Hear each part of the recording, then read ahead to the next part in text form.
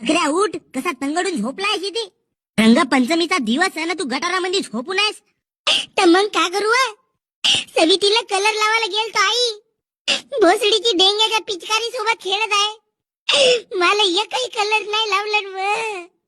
अरे ते दोघं मस्त कलर भरून आहे. भोकात मी नाही काही, मला कलर काऊन नाही लावलं तिनं.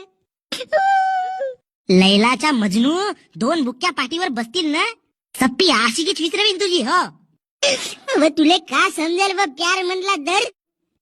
साला ते कलर लावल म्हणून मी गुलाल नेलो तिच्या घरी. हा भोसडीचा डेंग्या साला पिचकारी धरून तिथे उभाच. आई आता ते दोघं घरी कोणी नशेत म्हणून एकामेकाला कलर लावत आहेत, आणि मी इकडे गटारीतलं पाणी तोंडात धरून लढत आहो. आता मला नशीब जगावाचा आई. सांगून दे त्या हरामखोर डेंग्या आणि त्या भोसडीची सवी दिलं. साली धोकेबाज सवी ती.